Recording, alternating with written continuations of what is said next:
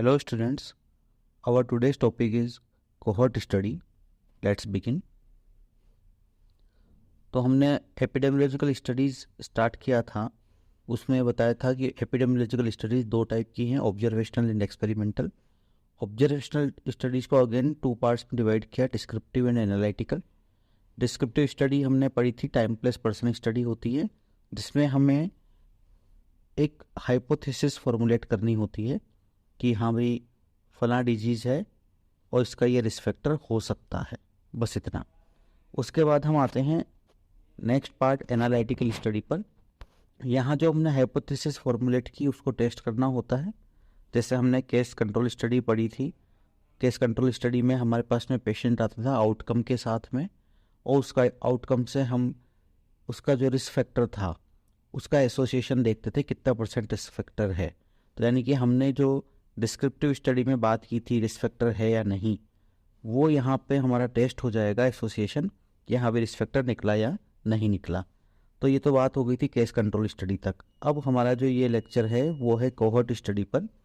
Cohort study में हमें क्या करना होगा वो हम आगे पढ़ेंगे, और फिर नेक्स्ट लेक्चर में हम केस कंट्रोल एंड कोहॉर्ट का डिफरेंस देखेंगे, दोनों में क्या डिफरेंसेस थे। तो एनालिटिकल एपिडेमियोलॉजिकल स्टडीज़ में क्या था कि ये जो भी सस्पेक्टेड कोज है, जो भी सस्पेक्टेड रिस्क फैक्टर है, उसका डिजीज़ के साथ एसोसिएशन निकालती है। केस कंट्रोल स्टडी से हमने ओड्स रेशो निकाला और कोहॉर्ट स्टडी से हम रिलेटिव रिस्क निकालेंगे। तो जो एसोसिएशन निकालती है वो कितना परसेंटेज रिलेटेड है, उसका स्ट्रेंथ कितना परसेंटेज है या किस लेवल तक रिलेटेड है, वो भी हम एनालिटिकल स्टडीज़ में ही देखते हैं। अब है कोहॉर्ट स्टडी स्टार्ट होती है यहाँ से। कोहॉर्ट स्टडी के कई दूसरे नाम हैं, जिसे इसे प्रोस्पेक्टिव स्टडी कहते हैं। प्रोस्पेक्टिव यानी कि फ्यूचर की तरफ चलती है, इसलिए लॉन्गिट्यूडिनल क्योंकि ये हमारे पास में एक्सपोजर से इफेक्ट की तरफ, यानी कि रिस्क फैक्टर से या कोज से आउटकम की तरफ, इस डायरेक्शन में चलती है। हम यहाँ पे जो स्टडी करते हैं उसमें हम जो भी स्टडी सब्जेक्ट लेंगे वो हमारे पास रिस्क फैक्टर के साथ आएगा या एक्सपोजर के साथ आएगा, उसमें अभी तक डिजीज़ डेवलप नहीं हुई है। तो हम वेट करते हैं कि डिजीज़ डेवलप होने का, कि इसके अंदर क्या डिजीज़ डेवलप होती है इस बात का। तो इसलिए इसको हम लॉन्गिट्यूडिनल स्टडी कहते हैं, क्योंकि एक लाइन में चलती है, एक लॉन्गिट्यूडिनल डायरेक्शन में चलती है। और इस स्टडी में हमें ये पता लगता है कि कितने परसेंट लोगों में डिजीज़ डेवलप हुई आफ्टर एक्सपोजर। तो डिजीज़ का इंसिडेंस भी हमें पता लगता है, एग्जैक्ट इंसिडेंस पता लगता है, इसलिए इसको इंसिडेंस स्टडी भी कहते हैं। इस स्टडी में आगे की डायरेक्शन में हम देख रहे हैं, इसलिए इसको फॉरवर्ड लुकिंग स्टडी कहते हैं, या हम देखते हैं एक्सपोजर टू आउटकम स्टडी भी इसको, या इफेक्ट टू आउटकम स्टडी भी इसको कहते हैं। ठीक है, अब यहाँ पे बात आती है कि कोहॉर्ट क्या होता है। तो कोहॉर्ट ग्रुप को हम कोहॉर्ट कह सकते हैं, और एक ऐसा ग्रुप जिसमें कॉमन कैरेक्टरिस्टिक्स वाला लोग एक साथ जुड़े हुए हों। जैसे फॉर एग्जांपल अभी कुछ टाइम पहले कोविड आया और हम सभी लोगों को कोविड का वैक्सीनेशन लगा, तो ये हम सभी कोविड एक कोहॉर्ट बन गए। जिन लोगों ने सिंगल डोज ली उनका कोहॉर्ट हो गया सिंगल डोज रिसीवर्स का कोहॉर्ट, जिन्होंने 2 डोज ली उन लोगों का कोहॉर्ट हो गया, और जिन्होंने 3 डोज ली उनका भी एक कोहॉर्ट हो गया। अब मान लो कोई आदमी आज से 10 साल बाद ये स्टडी करना चाहे कि कोविड वैक्सीनेशन के क्या इफ़ेक्ट थे आफ्टर 10 ईयर, तो वो कर सकता है स्टडी। उसे क्या करना है, उसे सिर्फ डाटा लेना है उन लोगों का जिनने 1 डोज ली, जिन्होंने 2 डोज ली, जिन्होंने 3 डोज ली, या जिन्होंने डोज नहीं ली। ठीक है, तो ये कोहॉर्ट बन गया। इसी तरह से मान लो अभी चल रहा है जून 2023, तो जून 2023 में जितने भी बच्चे जन्म ले रहे हैं किसी पर्टिकुलर हॉस्पिटल में या किसी सिटी में या किसी विलेज में, तो उनका हम एक बर्थ कोहॉर्ट बना सकते हैं। अब इन बच्चों पे हम आगे इफेक्ट देखेंगे तो वो हमारा कोहॉर्ट ग्रुप हो जाएगा। या मैरिज कोहॉर्ट बना लो कि जिनकी मैरिज इस साल में हुई उन लोगों का कोहॉर्ट बना दिया, या कोई एक्सपोजर कोहॉर्ट ले लो। एक्सपोजर कोहॉर्ट कैसे, जैसे भोपाल गैस ट्रेजेडी हुई थी, तो भोपाल गैस ट्रेजेडी के जो सर्वाइवर्स हैं वो सारे के सारे एक्सपोजर कोहर्ट हो जाएंगे, क्योंकि उनमें एक्सपोजर हुआ है। ठीक है, इस तरह से हम एक ग्रुप बना लेते हैं। जैसे मान लो आज हमें स्टडी करनी है डायबिटीज़ के ऊपर, तो हम क्या करेंगे, हम जिस स्कूल हम वो देखेंगे कि जो डायबिटीज़ पेशेंट्स हैं वो सारे हमने किसी पर्टिकुलर एरिया से ले लिए, है ना। और आज से 10 साल पहले जो भी लोग किसी एक स्कूल में पढ़ते थे या जिस कॉलेज में पढ़ते थे वहाँ की पॉपुलेशन को आप ले आओ कि बस हमको सिर्फ इन्हीं लोगों पे स्टडी करनी है, हमारा कोहर्ट बन गया। ठीक है, तो कोहर्ट मतलब कोई भी ग्रुप ले लो आप, और उस ग्रुप में कॉमन कैरेक्टरिस्टिक्स होनी चाहिए और एक्सपोजर की हिस्ट्री हमारे पास होनी चाहिए। ये दो चीज़ें इंपॉर्टेंट है, और डिजीज डेवलप नहीं होनी चाहिए तब तक।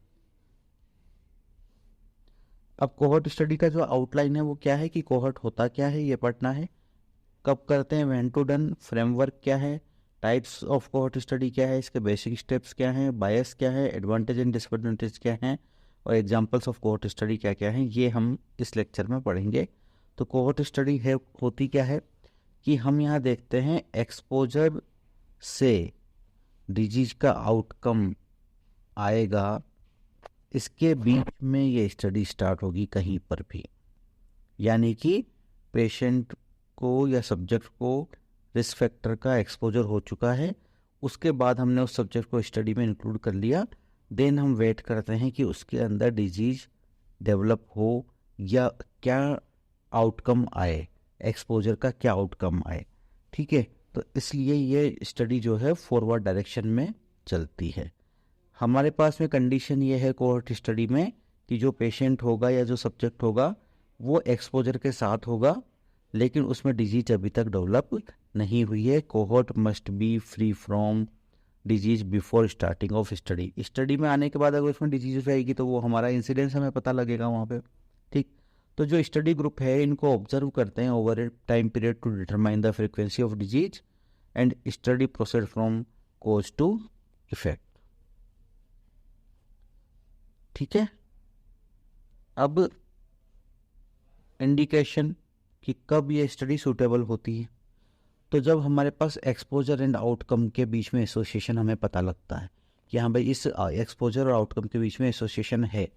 जैसे सिगरेट स्मोकिंग और कैंसर के बीच में एसोसिएशन है, ये हमको बात पता है, इसलिए हम सिगरेट स्मोकर्स को स्टडी में डाल करके उनमें हम देख सकते हैं कि फ्यूचर में इनमें कैंसर हो रहा है कि नहीं हो रहा।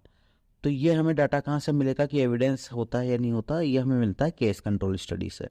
केस कंट्रोल स्टडी हमें ये बता देती है कि हमारे पास में ये पेशेंट आए जो सिगरेट लंग कैंसर के पेशेंट आए थे, इनसे जब हमने हिस्ट्री पूछी तो इन्होंने बताया कि हाँ भाई मैं सिगरेट पीता था। तो मैक्सिमम लोग जो लंग कैंसर के आए वो सिगरेट स्मोकर्स थे, तो हमारे पास एक अच्छा एविडेंस है। अब हमने कोहर्ट स्टडी प्लान की, उसमें हमने क्या किया, उसमें हमने अब ले लिए सिगरेट स्मोकर्स और उनको हम वॉच कर रहे हैं फॉर डेवलपमेंट ऑफ कैंसर। ठीक है, अच्छा, रेयर एक्सपोजर जिसके अंदर इंसिडेंस हाई हो, रेयर एक्सपोजर जैसे कि मान लो कहीं पर कोई एटॉमिक बम ब्लास्ट हो गया, जो कि रेयर एक्सपोजर है, बहुत रेयरली कभी कोई एटॉमिक बम ब्लास्ट होता है, तो वहाँ जो सर्वाइवर्स होंगे उनके ऊपर रेडिएशन का इफेक्ट आएगा। ठीक है, तो ऑब्वियसली बात है एटॉमिक बम ब्लास्ट जो होगा उसमें रेडिएशन का इफेक्ट आएगा, तो हम जानते हैं, पर ये रेयर एक्सपोजर है। तो इन लोगों के अंदर हम कोई स्टडी प्लान करेंगे एक्सपोजर के बाद, तो वो भी कोहर्ट स्टडी होगी। ठीक है, तो एक्सपोजर एक वेल डिफाइंड भी होना चाहिए, और जो स्टडी में जो हमने ग्रुप लिया वो ग्रुप स्टेबल हो, कोऑपरेटिव हो, इजी फॉलोअप हो और लो एट्रिशन हो। एट्रिशन का मतलब क्या होता है कि 100 लोग स्टडी में आए, थोड़े दिन बाद 90 रह गए, फिर थोड़े दिन बाद 80 रह गए, तो ये एट्रिशन हो रहा है 10% तो एट्रिशन मतलब लॉस्ट टू फॉलोअप। अगर कोई स्टडी का सब्जेक्ट हमारा गायब हो गया बीच में तो उसको हम एट्रिशन मानेंगे कि ये तो एट्रिशन रेट बहुत हाई है स्टडी की। ठीक है, अच्छा, लंबी स्टडी है तो पैसा ज़्यादा खर्च होता है, इसमें फंड सफिशिएंट चाहिए, रिसोर्सेज अवेलेबल होने चाहिए to see the study through. ठीक है, तो ये हमारे इंडिकेशंस है कि कब कब सूटेबल होती है कोहर्ट स्टडी। अब ये स्टडी का आ जाता है फ्रेमवर्क। ये फ्रेमवर्क ऐसा है कि हम 2 ग्रुप लेके चलते हैं, एक एक्सपोज्ड ग्रुप एक non exposed group. Total population जो एक्सपोज्ड ग्रुप की होती है A+B और नॉन एक्सपोज की C+D। तो इस A+B पॉपुलेशन में से जितने लोगों में डिजीज़ निकली और कितने लोगों में डिजीज़ नहीं निकली, ये 2 डाटा हमें मिल जाएगा after the study. Non expose में भी ऐसा ही होगा, जो टोटल पॉपुलेशन होगी C+D, इनमें से कुछ लोग ऐसे मिलेंगे जिनमें डिजीज़ हुई, हो सकता है वो कम हो लेकिन कुछ ना कुछ तो होंगे, और कुछ लोग ऐसे होंगे जिनमें डिजीज़, या मेजॉरिटी लोग ऐसे होंगे नॉन एक्सपोज में जिनमें डिजीज़ नहीं हुई। तो यहाँ पर एक बात मैं आपको बताना चाहता हूँ कि हमारा एम क्या है। हमारा एम ये है, 2 स्टडी हमने पढ़ी, केस कंट्रोल और कोहॉर्ट स्टडी, है ना। केस कंट्रोल में हम किसको लेकर के आए, डिजीज़ वाले पेशेंट को लेकर के आए, और उससे हमने एक्सपोजर पूछा, ठीक। और यहाँ पे हम एक्सपोज पर्सन को लेके आ रहे हैं, उससे हम डिजीज़ फाइंड आउट करने की कोशिश कर रहे हैं। इन दोनों में आप खास बात देखो कि डिजीज पर्सन जब है तो बीमारी तो उसमें ऑलरेडी हो चुकी है। हम ये जानना चाह रहे हैं कि 100 बीमार लोगों में से मान लो 60 लोग एक्सपोज थे रिस्क फैक्टर को, तो एक्सपोजर रेट हो गए 60%। इसलिए हमने केस कंट्रोल में एक्सपोजर रेट निकाली, इंसिडेंट नहीं निकाला। कोहॉर्ट स्टडी में क्या होगा, हमारे पास एक्सपोज पर्सन आएंगे। मान लो हमने 100 एक्सपोज पर्सन लिए और उनमें से 60 लोगों को या 40 लोगों को, मान लो 40 लोग हैं, 40 लोगों को डिजीज हुई, तो ये 40 जो है हमारा इंसिडेंस आएगा, है ना। तो हमारे पास जो डाटा अवेलेबल है उस डाटा को बेस लेते हैं हम। केस कंट्रोल में हमारे पास डाटा अवेलेबल था डिजीज का, इसको हमने बेस लिया और एक्सपोजर का रेट निकाला। कोहॉर्ट स्टडी में हमारे पास एक्सपोजर अवेलेबल था, इसलिए हमने एक्सपोजर को बेस लिया और डिजीज के डाटा पर कैलकुलेट करके हमने इंसिडेंस निकाला, ठीक है। तो ये बात आपको समझ में आनी चाहिए कि दोनों स्टडी में हम अलग अलग क्यों कैलकुलेट कर रहे हैं। और ये जो टेबल है, ये टेबल 2x2 का कंटिंजेंसी टेबल है, ये बहुत काम का टेबल है। ये हमें पूरे कम्युनिटी मेडिसिन में मैक्सिमम स्टडीज़ में ये टेबल काम आता है। आपको काई-स्क्वायर टेस्ट लगाना हो या ओड्स रेशो निकालना हो या रिलेटिव रिस्क निकालनी हो, सब जगह यही टेबल आपको बनाना होता है, ठीक है। तो बहुत इंपॉर्टेंट टेबल है, इसको समझना। इवन जब आप पढ़ोगे सेंसिटिविटी स्पेसिफिसिटी, तो वहाँ पे भी इस तरीके का ही टेबल आपको मिलने को मिलेगा, पढ़ने को मिलेगा, जिसको 2x2 का हम कंटिंजेंसी टेबल बोलते हैं, ठीक है।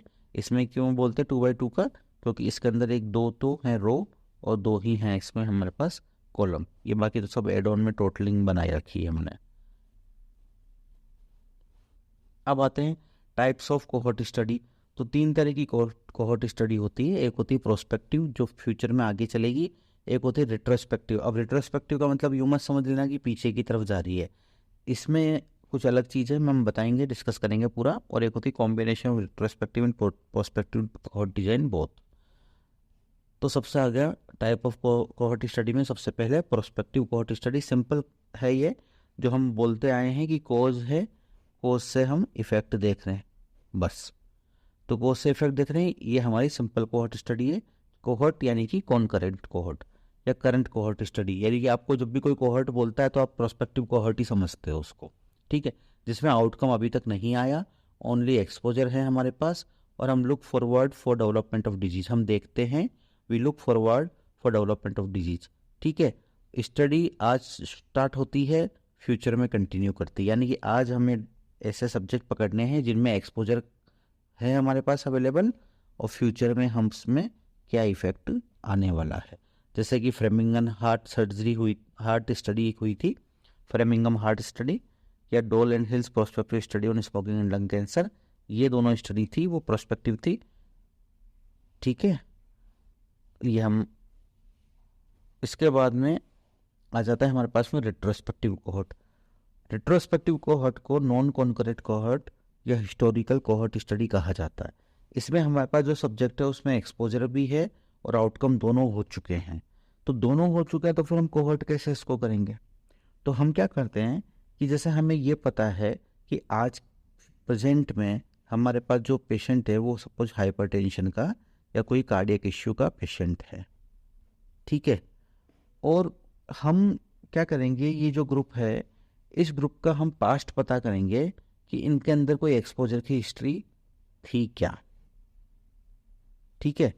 तो वहाँ जो हमें एक्सपोजर की हिस्ट्री जब पता लगेगी, उस एक्सपोजर की हिस्ट्री को हम हमारी स्टडी का स्टार्टिंग पॉइंट मानते हुए, और हम आज की तारीख में जो हमें आउटकम मिला है इसको हमारा फ्यूचर रिजल्ट मानेंगे, ठीक है। मतलब हम टाइम में पीछे चले गए। हमको जो स्टडी ईयर 2023 में स्टार्ट करनी थी, और हमें मान के चल रहे हैं कि ईयर 2023 में जो स्टडी स्टार्ट होगी उसमें जो एक्सपोजर हुआ, उस एक्सपोजर का इफेक्ट मान लो 10 साल बाद आता है, 2033 में आता है। तो इसमें हमें 10 साल लगने वाले हैं। तो हम सोचते हैं कि यार इससे बेटर है अगर हमें ऐसा कोई एक्सपोजर की हिस्ट्री सन 2013 में मिल जाए, और वो लोग जो 2013 में एक्सपोज हुए किसी भी रिस्ट्रक्टर से, पर्टिकुलर रिस्ट्रक्टर के लिए, उनमें आज क्या हुआ है।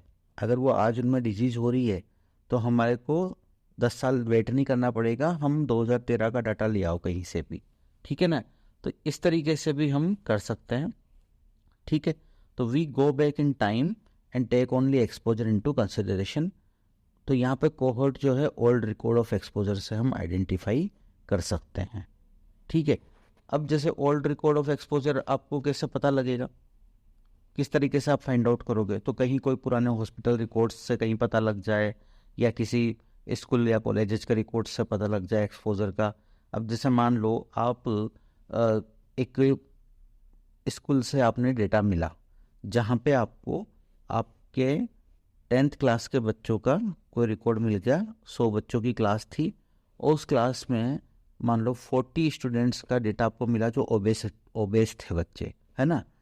अब वो आपको ओबेसिटी का डेटा मिल गया कि यानी कि एक्सपोजर था ओबेसिटी का, और आज की तारीख में इन 40 बच्चों में आप देख लो इनमें ओबेसिटी रिलेटेड कोई डिजीज यानी कि डायबिटीज या हाइपरटेंशन या डिसलिपिडेमिया ये डेवलप तो नहीं हुआ, ठीक है। तो ये हमारे को यहाँ इस तरीके से बेनिफिट मिल जाता है। हम इसमें सिर्फ एक्सपोजर को कंसिडर करते हैं, और एक्सपोजर जो है, एक्सपोज लोग जो हैं, जो हमारी पॉपुलेशन जो एक्सपोज्ड थी पास्ट में, उनमें से कितनों को डिजीज हुई है उससे हम इंसिडेंट निकालते हैं, ठीक है। इसमें हम डिजीज टू कोज नहीं जा रहे, हम पास्ट में जाके कोज का पता लगा रहे हैं और देख रहे हैं कि आज की तारीख में उनमें से कितने लोगों को डिजीज हुई है, ठीक। इसके बाद में जैसे इसका एग्जांपल है कि effect of foetal monitoring on neonatal death. तो नियोनेटल डेथ है, जैसे अगर जो भी नियोनेट्स की डेथ होती है, तो अगर नियोनेट्स की डेथ है तो हम अगर ये पता लगाएं कि जब ये बच्चा माँ के पेट में था, फीटस था, तो सोनोग्राफी से मॉनिटरिंग हुई थी कि नहीं हुई थी।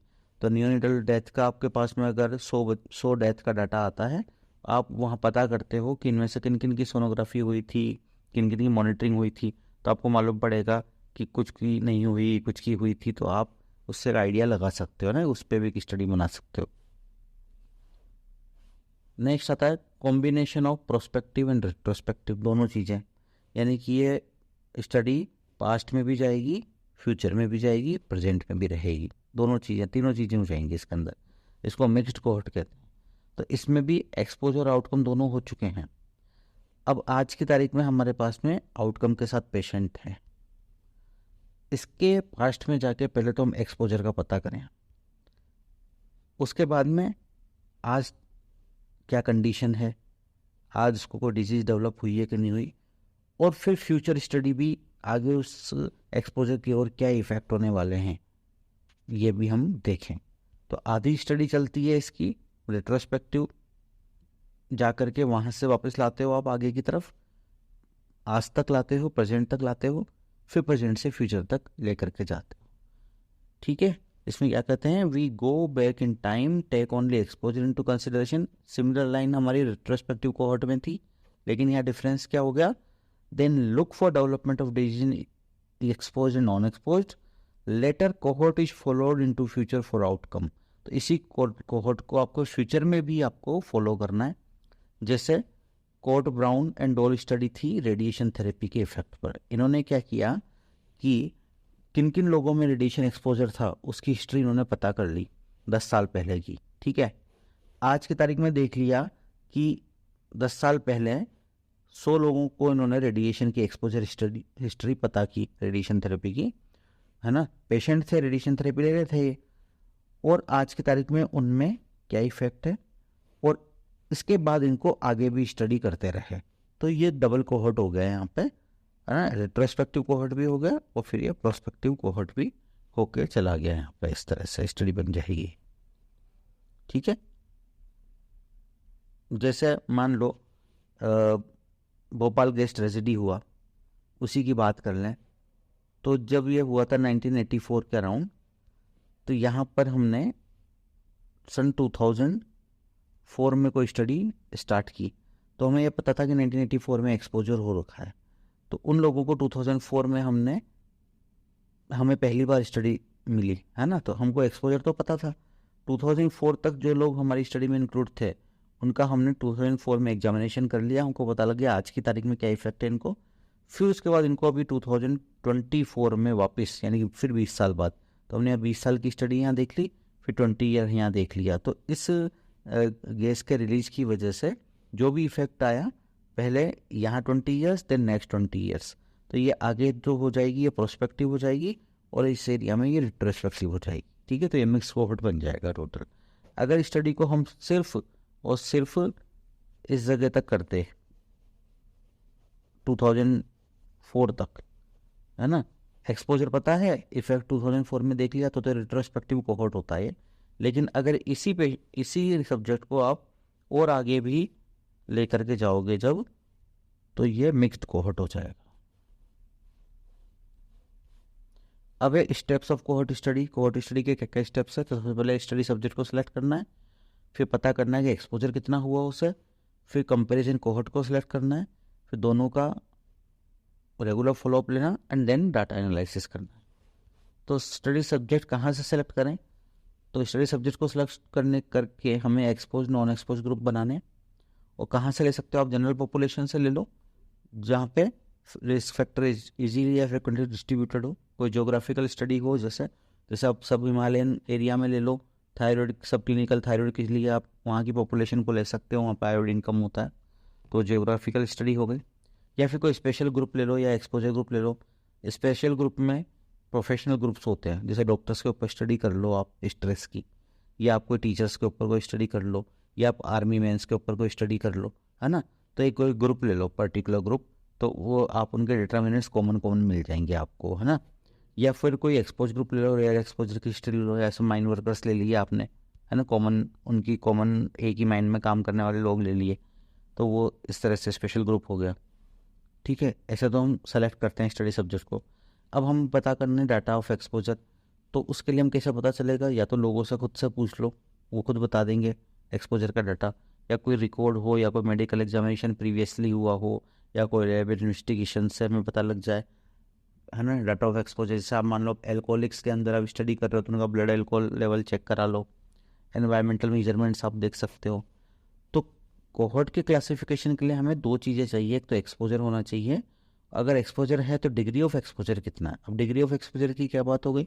जैसे सिगरेट स्मोकर्स हैं, तो हम कहते हैं स्मोकर हो, हाँ, यस या नो। यस है, कितनी सिगरेट पीते हो? 1 से 2, 2 से 4, 4 से 6, मोर देन 6। तो ये डिग्री ऑफ एक्सपोजर हो गई, अलग अलग डिग्री बना दी हमने। ठीक है, इसके बाद सिलेक्शन ऑफ कंपैरिजन ग्रुप। तो 3 मेथड से हम कंपैरिजन करते हैं। जब हमारे पास डिग्री ऑफ एक्सपोजर अवेलेबल हो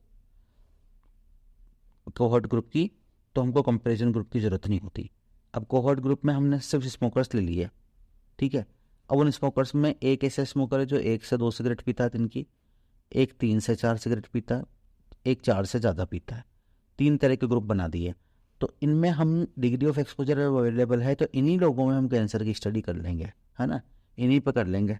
1 से 2 का एक अलग बना दिया हमने सब ग्रुप, 3 to 4 का अलग सब ग्रुप बना दिया, मोर देन 4 का अलग सब ग्रुप बना दिया, है ना। तो इसमें हमको एक अलग, ये कोहॉर्ट एक ही कोहॉर्ट है, इसमें किसी कंपैरिजन को हमको नया ग्रुप बनाने की जरूरत नहीं है।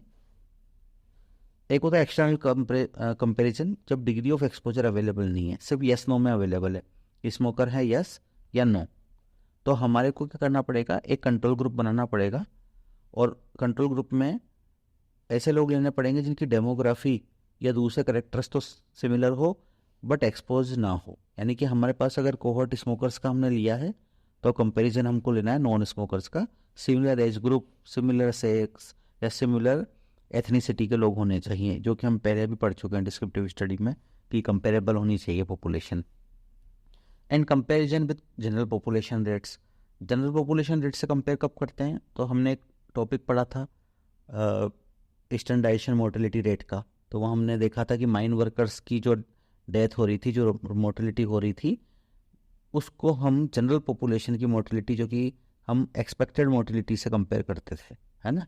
तो यहाँ पे माइन वर्कर्स की जो एक्चुअल में मोर्टेलिटी होती थी उसको ऑब्जर्व्ड बोलते थे कि ऑब्जर्वेशन में तो मोर्टेलिटी ज़्यादा आ रही है, लेकिन जनरल पॉपुलेशन में मोर्टेलिटी इससे हमें पता लगता था कि माइन वर्कर जो हैं दे आर एट रिस्क।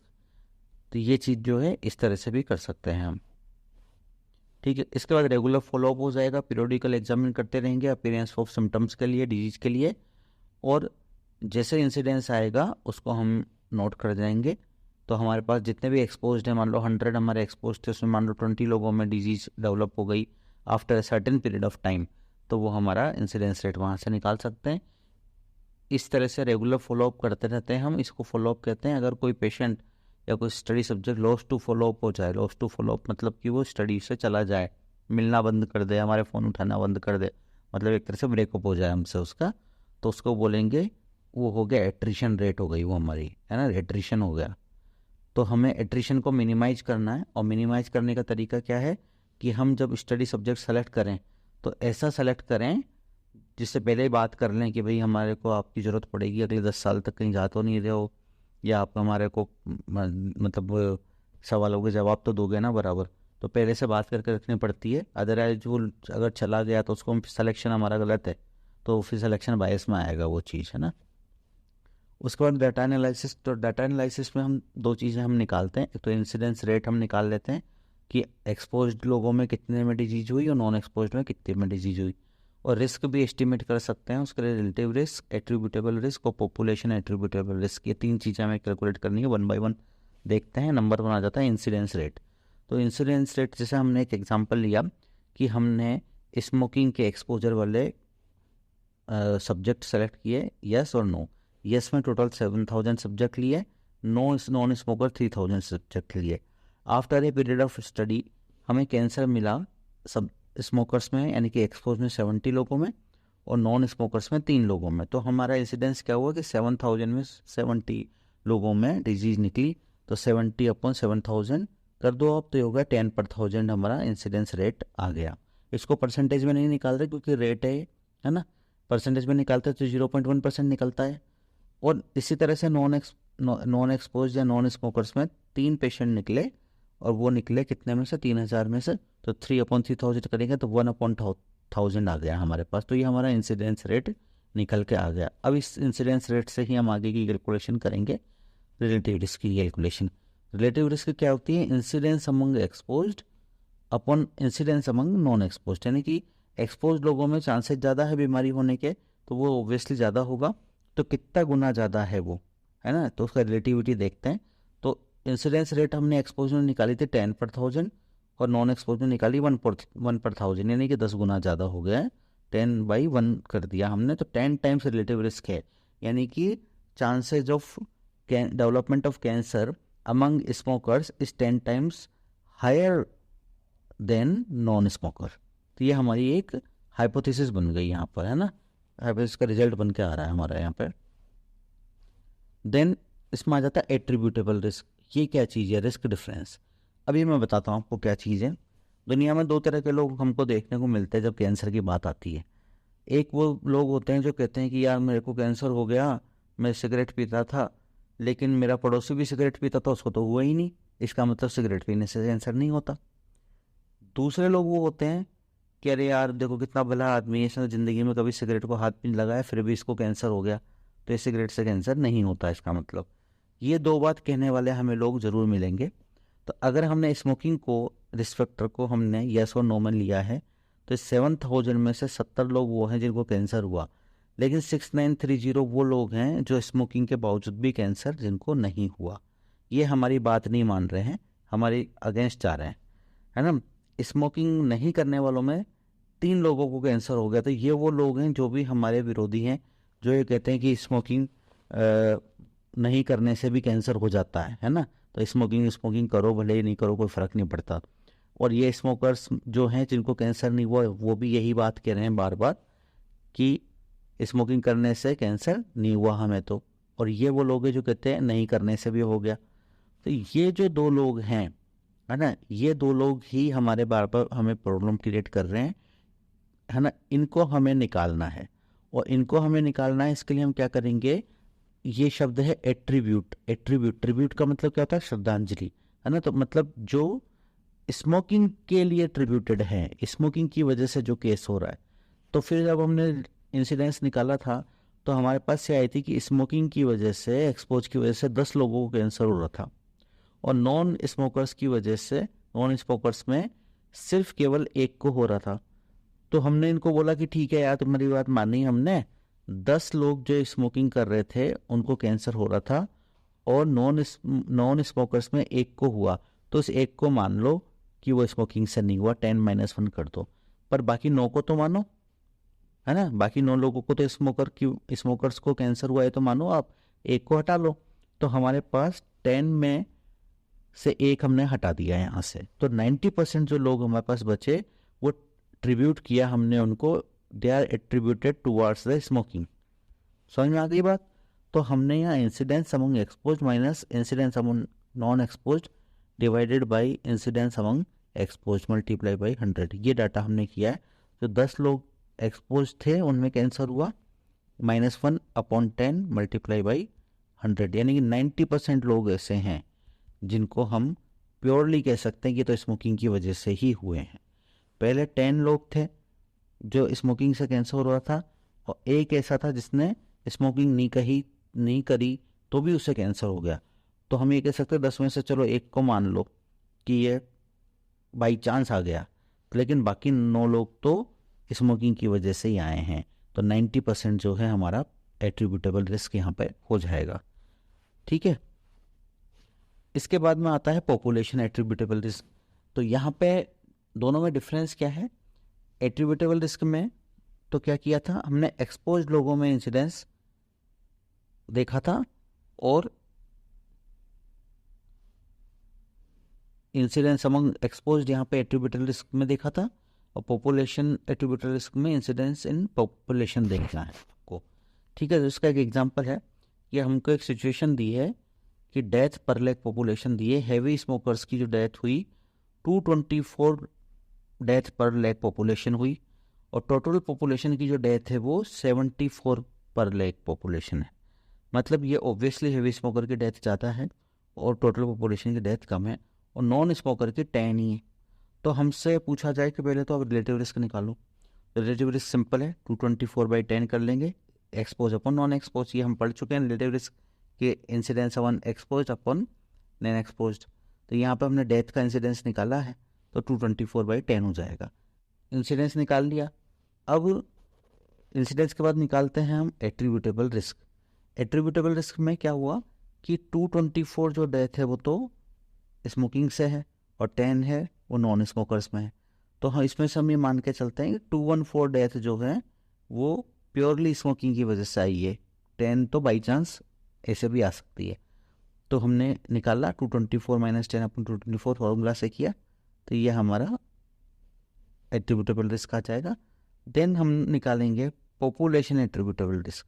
तो पॉपुलेशन एट्रीब्यूटेबल रिस्क में हम इस 224 के डाटा का यूज़ नहीं करेंगे, हम टोटल पॉपुलेशन की इंसिडेंस का यूज करेंगे, जो कि है हमारे पास 74। इस 70 लिख दिया मैंने गलती से, 74 - 10/74। ठीक है। तो ये 86% का राउंड आंसर इसका आ जाएगा। अब आते हैं बायस इन कोहॉर्ट स्टडी। तो कोहॉर्ट स्टडी में क्या क्या बायस हैं। एक तो है सिलेक्शन बायस। सिलेक्शन बायस क्या होगा कि हमने जो कोहॉर्ट और या जो कंपैरिजन ग्रुप लिया वो हमने गलत सेलेक्ट कर लिया पेशेंट, मतलब हमने ऐसे पेशेंट लिए जिनमें एक्सपोजर प्रॉपर नहीं था। ठीक है। उनके करेक्टरिस्टिक्स में डिफरेंसेस थे, कॉमन एज के लोग नहीं लिए, कॉमन सेक्स के लोग नहीं लिए, है ना। ये हो गया, या लॉस टू फॉलोअप हो गया। तो मैंने ये कहा था कि ऐसे लोग सेलेक्ट करने हमको जो स्टडी में से चले ना जाए, वो हमें पूछ के रखना है पहले से। तो ये हमारा सिलेक्शन बायस हो गया। दूसरा आ जाता है हमारे पास में इंफॉर्मेशन बायस। तो जो सब्जेक्ट है स्टडी का, या जो सब स्टडी एनालिसिस कर रहा है, जो इन्वेस्टिगेटर कर रहा है, उसको कोई स्ट्रॉन्ग परसेप्शन है किसी न किसी इन्फॉर्मेशन को लेकर के, है ना, वो बायस्ड है। तो यानी कि सब्जेक्ट खुद बायस है, या तो या एनालिस्ट बायस है, या इन्वेस्टिगेशन करने वाला व्यक्ति खुद बायस है।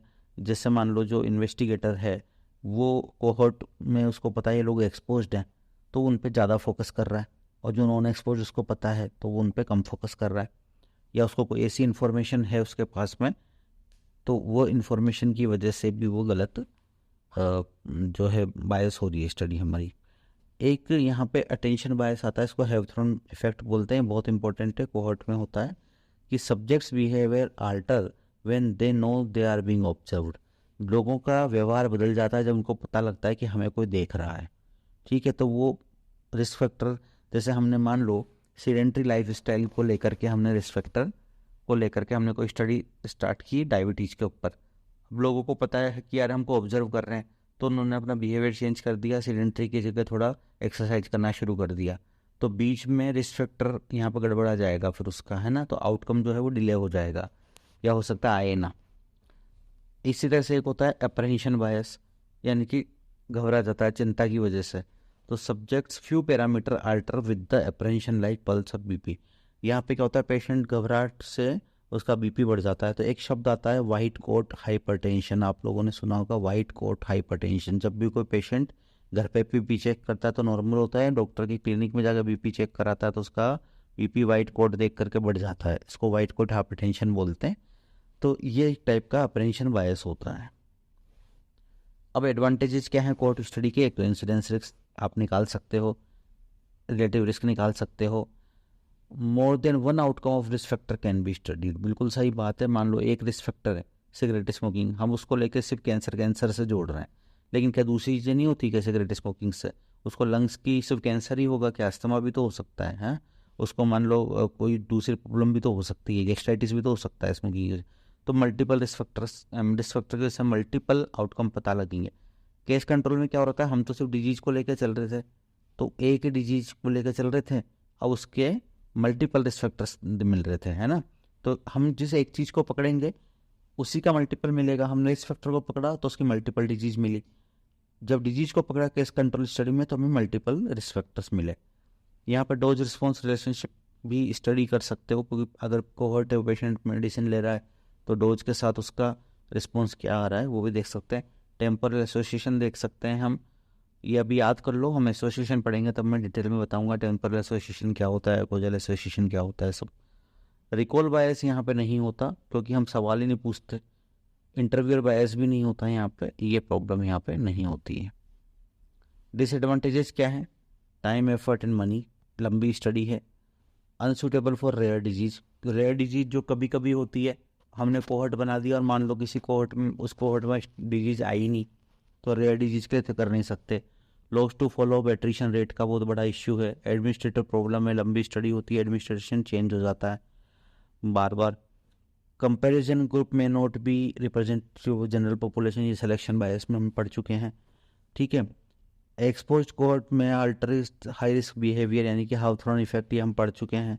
एथिकल प्रॉब्लम आ सकती है कि रिस्क रिडक्शन ऑब्लिगेशन वाली बात है, जैसे हमको पता है कि यार ये पेशेंट रिस्क में है और हम फिर भी उसको स्टडी कर रहे हैं, तो हमारे पास में एक ये ऑब्लिगेशन आता है कि यार आपको पता है लोग रिस्क में हैं तो इनका रिस्क आप रिड्यूस क्यों नहीं करते, इनके ऊपर आप देखे देखे स्टडी कर रहे हो कि इस आदमी को बीमारी हो जाए, तो मतलब आप सिर्फ अपनी स्टडी के लिए उसकी जान को खतरे में डाल रहे हो, तो एक ये ऑब्लिगेशन हमारे पास में आ जाता है। और ओनली वन और few risk factors can be studied, एक ये और दिक्कत है हमारे पास में कि हम एक रिस्क फैक्टर को लेकर के चलेंगे ना और उसी से हम देखेंगे डिजीज क्या होती है। अब डिजीज मल्टीपल हो सकती है पर रिस्क फैक्टर तो हम एक ही लेके चलेंगे यहाँ पे। अगर हम एक से ज़्यादा रिस्क फैक्टर लेके चलेंगे तो फिर हमारे कॉम्प्लिकेट हो जाएगी स्टडी, हम कर नहीं पाएंगे। अब कुछ एग्जांपल्स हैं कोहॉर्ट स्टडी के, जो क्लासिकल एग्जांपल है वो है फ्रेमिंगम हार्ट स्टडी, जो कि 1948 में यूएस पब्लिक हेल्थ सर्विस ने की थी। फ्रेमिंगम एक टाउन है मैसाचुसेट्स यूएसए में, वहाँ पर। दूसरी एक स्टडी स्मोकिंग लंग कैंसर पे जो 1951 में डोल एंड हिल ने की, और तीसरी स्टडी है ओरल कॉन्ट्रासेप्टिव पर जो 1974 में royal college of general practitioner in England ने की थी। ये 3 स्टडी कोहॉर्ट है, तो ये कभी एग्जाम में आ जाता है एमसीक्यूज में, तो सबसे ज़्यादा फ्रेमिंगम हार्ट स्टडी पर पूछा गया है। देन आते हैं एमसीक्यूज में हाउथॉर्न इफेक्ट किस में देखने को मिलता है, हम पढ़ चुके हैं जस्ट अभी, कोहॉर्ट में देखने को मिलता है, अल्टर कर लेता है अपना बिहेवियर जब किसी पर्सन को पता होता है कि उसको ऑब्जर्व किया जा रहा है। ठीक है, दूसरा क्वेश्चन है in study of breast cancer करेंगे RCT new drug didn't prevent the disease. In this study 1000 healthy women between age 60-65 were given the drug. ठीक है, तो 1000 जो है उनको ड्रग दी गई and 1000 were given the placebo for 5 year. 1000 को placebo दिया गया। तो 40 women on placebo and 10 women on drug develop cancer. अब देखो, ये 1000 हमारी टोटल पॉपुलेशन है, इसमें 40 को डिजीज हुई, 960 को नहीं हुई, और यहाँ ड्रग वाले में 10 को डिजीज हुई और 990 को डिजीज नहीं हुई। तो रिलेटिव रिस्क निकाली है हमने। तो पहले तो आप ये देख लो कि हमारे पास में जो डेटा आया कि इंसिडेंस निकालो, तो 40 ये प्लेसिबो का इंसिडेंस है। प्लेसिबो का इंसिडेंस क्या हो जाएगा, 40/1000 है ना, 40/1000। और ड्रग का क्या हो जाएगा, 10/1000। ठीक, तो 40/10 ये है प्लेसिबो अपॉन ड्रग। हमसे क्या पूछा है, ड्रग का पूछा है, तो ड्रग अपॉन प्लेसिबो करना है, D/P करना है अपने को, यानी कि 10/40। ठीक है, 10/40 यानी कि हो गया इक्वल टू 25%। तो इसका आंसर 25% हो जाएगा। ठीक है, देन नेक्स्ट क्वेश्चन है, रिट्रोस्पेक्टिव कोहोर्ट स्टडीज आज characterised by all of the following. ठीक है, study groups expose non expose होते हैं, बिल्कुल कोहोर्ट में तो होगा ही होगा।